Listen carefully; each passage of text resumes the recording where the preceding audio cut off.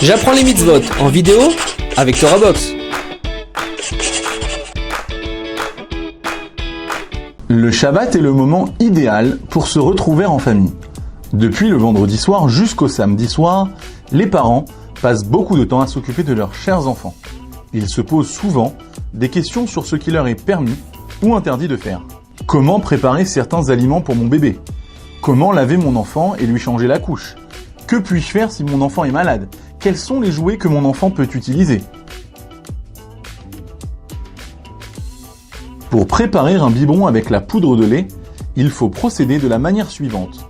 Verser l'eau chaude de la bouilloire de Shabbat dans un récipient Kélichéni et verser cette eau dans le biberon contenant la poudre de lait.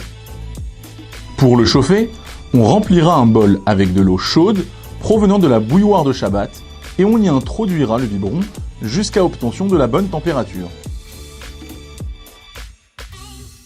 Pour préparer une compote de fruits pendant Shabbat, il faudra veiller à ne pas transgresser l'interdit de moudre en écrasant le fruit cru comme une banane. Pour un petit enfant, il sera permis de le faire, mais d'une manière inhabituelle, de préférence avec le manche d'une fourchette ou avec une cuillère. Il est permis de laver son enfant à condition de ne laver que certaines parties du corps, comme les mains, le visage, les pieds ou entre les jambes.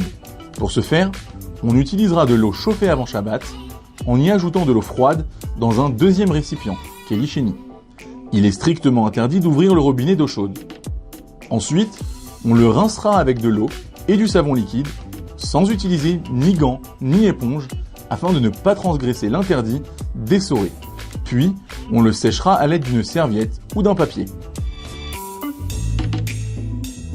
Il est permis de changer la couche d'un bébé. Il faudra le nettoyer avec du papier découpé avant Shabbat ou des lingettes, à condition de les avoir fait sécher avant Shabbat. Si vous avez des lingettes spéciales qui ne libèrent aucun liquide quand on les presse, il sera permis de les utiliser en l'état. Si un bébé a un érythème fessier, voire même des saignements, on pourra l'apaiser en lui appliquant de la pommade d'une manière autorisée, soit en posant de la pommade sur la blessure sans l'étaler puis en posant la gaze, soit en posant la pommade sur la gaze, puis la gaze sur la plaie. Jusqu'à l'âge de 9 ans, il est permis de lui donner des gouttes pour le nez, les oreilles ou les yeux, des comprimés ou sirops nécessaires pour sa guérison. On pourra même écraser une pilule et la faire fondre dans l'eau. Une pommade pourra être utilisée mais sans être étalée, comme pour le change. Après l'âge de 9 ans, et suivant le cas, on demandera les instructions à un rave. Si vous pensez qu'il a de la fièvre, vous pourrez prendre sa température à l'aide d'un thermomètre classique, non électronique, et le secouer dans le cas d'une nouvelle utilisation le jour même. En cas de blessure, il sera permis de nettoyer la plaie, de verser de la poudre hémostatique pour arrêter l'hémorragie, et de panser la plaie pour éviter une infection. Enfin, si la vie de l'enfant est en danger, comme par exemple s'il a des convulsions, qu'il s'évanouit ou souffre de diabète, il faut immédiatement faire appel à un médecin. Ceci est valable même s'il s'agit d'un cas où l'on a un doute. L'obligation de sauver une personne en danger, en particulier un enfant, étant prioritaire devant toute loi, même celle du Shabbat. Pendant Shabbat, il est absolument permis aux enfants de jouer. Cependant, on tiendra compte de certains détails.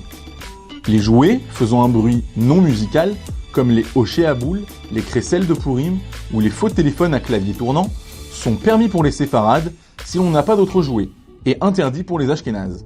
En revanche, tous les jouets électriques et ceux qui produisent un son musical, comme une sonnette, une cloche ou une peluche avec mélodie, ne sont pas permis. Les jeux comme les Lego ou les puzzles, où les pièces s'emboîtant les unes aux autres, sont à éviter si possible. Vous pourrez à la place privilégier d'autres jeux de construction avec des bouts de bois qui ne s'emboîtent pas, ou des jeux de cartes et de société.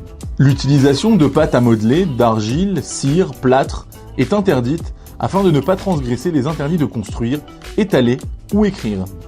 Certains jeux de sport sont à éviter le Shabbat comme le ping-pong ou le ballon, qui est interdit pour les séfarades mais autorisé pour les ashkénazes, uniquement dans un domaine privé, autre qu'un stade ou salle de sport. Le vélo est interdit, mais pas le tricycle, si c'est dans un domaine privé. On pourra jouer au saut à la corde, à la course, au chat et à la souris, et à cache-cache. Les promenades sont aussi permises et très recommandées. On veillera toutefois à ne pas pousser un enfant dans une poussette, ni à le porter dans les bras, sauf si l'endroit contient un hérouve. Il ne nous reste plus qu'à vous souhaiter un excellent Shabbat avec vos enfants.